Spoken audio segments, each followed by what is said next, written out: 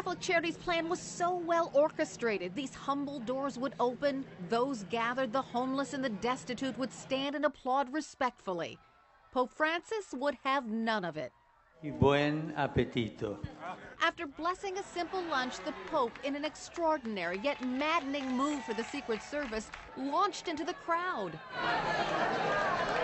People swarmed around the Pope, everybody dispensing with the advice to dress him as Your Holiness.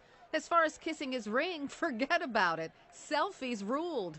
They brought dignitaries and people like that to see the Pope, and the Pope said no, he wants to see the common people. He wants to see the people that he serves.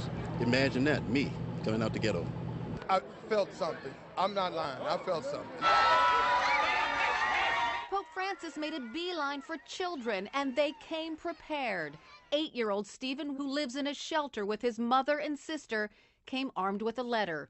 It reads, "Dear Pope, can you please pray for me and my mother for a better life and a better job?" Pope Francis took the letter with him. What was that like? Awesome. I ain't expect none of this. All of this vintage Francis, an expert at using his grace to inspire. Did you feel something too? I felt a little vibe of positive energy. Yes, a lot of it. No, and I hope it flows through the city. What did this mean to you, this whole experience? It meant the world to me, because it's like, that's the Pope, and by me being in the situation I'm in, like, I get to meet the Pope, and then I walk outside. I didn't get no picture. Does it give you hope?